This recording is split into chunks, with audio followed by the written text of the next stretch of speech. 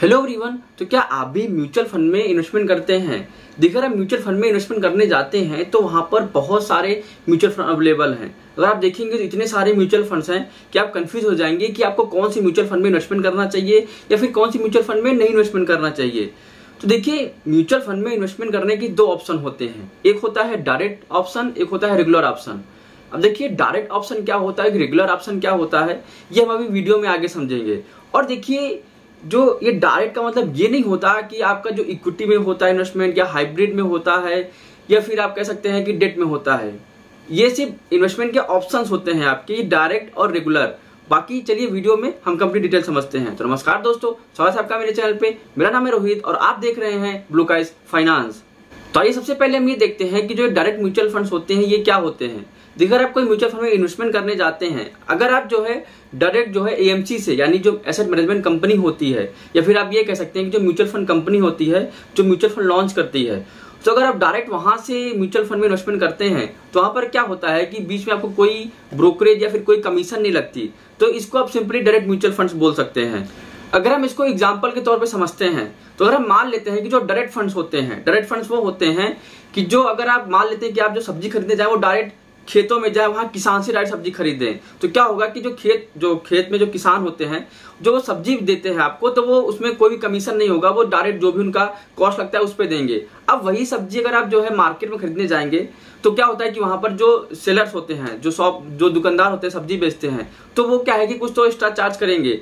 तो सिंपल सा मेथड ये होता है कि जैसे ये इसमें म्यूचुअल फंड्स में, यहाँ पे अगर आप डायरेक्ट म्यूचुअल फंड्स में इन्वेस्टमेंट करने जाते हैं तो यहाँ पर भी आपका कोई कमीशन नहीं लगता है, कोई भी एजेंट नहीं होता है। आप डायरेक्ट जो है एमसी की साइट पे जाके आप म्यूचुअल फंड में इन्वेस्टमेंट कर सकते हैं। और वहीं अगर रेगुलर फंड्स की बात करें तो रेगुलर फंड्स में क्या होता है कि आपको वहां पर कमीशन देना पड़ता है।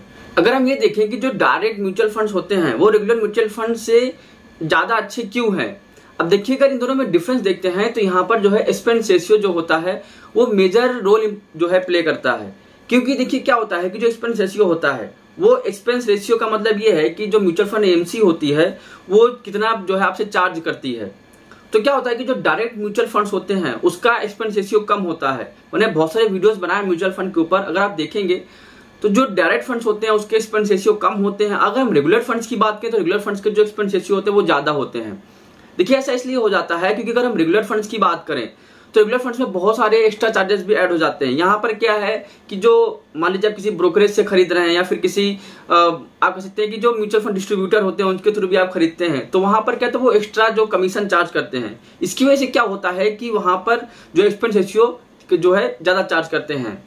और वहीं अगर हम डायरेक्ट फंड्स में एक्सपेंस रेशियो की बात करें तो वहां पर जो है एक्सपेंस रेशियो कम होता है, क्योंकि यहाँ पर क्या है जो एएमसी ही चार्ज करती है सिर्फ उतना ही आपको चार्ज देना पड़ता है। अब देखिए, अगर आप डायरेक्ट फंड्स में जाते हैं तो वहां पर जो एक्सपेंस रेशियो कम होता है, इसका अगर आप इन्वेस्टमेंट करेंगे तो अगर आप 1-2 साल के लिए इन्वेस्टमेंट कर रहे हैं तो हो सकता है बहुत कम इफेक्ट पड़े। लेकिन अगर आप जो है लंबे समय के लिए जा रहे हैं, यानी कि 15-20 साल 25 साल के लिए इन्वेस्टमेंट कर रहे हैं, तो ये आपको लाखों में जो है जो आपकी वैल्यू हो सकती है। तो ये आप चीज जरूर ध्यान रखिए कि अगर आप लंबे समय के इन्वेस्टमेंट करने जाते हैं तो ये जो एक्सपेंस रेशियो होता है इसमें आपको जो अमाउंट कलेक्ट होगा लास्ट में उस पर आपका इफेक्ट पड़ सकता है। तो देखिए, जो एनएवी होती है म्यूचुअल फंड की, एनएवी का मतलब होता है नेट एसेट वैल्यू, कि जो आप जिस भी म्यूचुअल फंड में इन्वेस्टमेंट करने जाते हैं उसकी नेट एसेट वैल्यू क्या है। देखिए, जो नेट एसेट वैल्यू होती है यानी कि जो एनएवी होती है, ये जो है जो एएमसी का जो जितना भी अमाउंट होता है किसी भी म्यूचुअल फंड का, तो वो जो फंड में जितना भी अमाउंट होता है उसको डिवाइड कर देते हैं जो यूनिट्स होती है उनके पास कितनी सारी है, तो यहाँ से जो है एनएवी निकल के आ जाता है। देखिए, एनएवी के बारे में अगर आपको ज्यादा जानना है तो मैंने एक वीडियो बनाया था एनएवी के बारे में कि एनएवी कैसे कैलकुलेट की जाती है, एनएवी कैसे चार्ज किया जाता है, ये सब चीजें। तो इसका जो मैं डिस्क्रिप्शन में लिंक दे दूंगा, वहां पर आप जाके एनएवी की जो कंप्लीट डिटेल्स वहां पर देख सकते हैं। और देखिए, अगर हम डायरेक्ट फंड्स को रेगुलर फंड से कंपेयर करते हैं तो यहाँ पर कुछ जो चीजें हैं ये भी आपको ध्यान रखनी होगी। देखिए, क्या होता है अगर आप रेगुलर फंड्स में जाते हैं, रेगुलर फंड्स मतलब कि किसी ब्रोकरेज के थ्रू या फिर किसी डिस्ट्रीब्यूटर के थ्रू अगर आप जाते हैं तो क्या होता है कि वो अपने कमीशन चार्ज करने के चक्कर में आपको कोई भी म्यूचुअल फंड में इन्वेस्टमेंट करने को बोल सकता है। तो ऐसे में क्या है कि आपका जो गोल होता है, जो आपका जो अमाउंट कितना कलेक्ट करना है या फिर जो भी आपका फाइनेंशियल गोल हो सकता है वो कंप्लीट ना हो पाए अगर ऐसे आप कहीं भी इन्वेस्टमेंट कर देंगे। तो ये चीज आप जरूर ध्यान रखिए कि अगर आप किसी डिस्ट्रीब्यूटर के थ्रू जा रहे हैं तो ये मस्त उनको ये आप ध्यान रखना होगा कि वो सिर्फ आपको कोई भी म्यूचुअल फंड नहीं बता रहे हैं, आपकी जो जरूरत है उसके हिसाब से ही आपको म्यूचुअल फंड सजेस्ट कर रहे हैं। अब देखिए, हमने डायरेक्ट म्यूचुअल फंड्स की तो बहुत सारी तारीफें कर ली, लेकिन क्या इसके कुछ ड्रॉबैक्स भी हो सकते हैं अगर आप डायरेक्ट म्यूचुअल फंड्स में इन्वेस्टमेंट करने जाते हैं। देखिए, अगर आप म्यूचुअल फंड में इन्वेस्टमेंट करने जाते हैं तो आपको बहुत इजी लगता होगा कि आप कोई भी ऐप इंस्टॉल कर लो, उसमें जो है किसी भी म्यूचुअल फंड में जाके इन्वेस्टमेंट कर दो, ये सिंपल सा मेथड हो गया। लेकिन ये इतना भी आसान नहीं होता, क्योंकि आप किसी भी म्यूचुअल फंड में इन्वेस्टमेंट कर देंगे तो आपको वहां से वो रिटर्न नहीं मिल पाएगा जितना आपको रिटर्न मिलना चाहिए।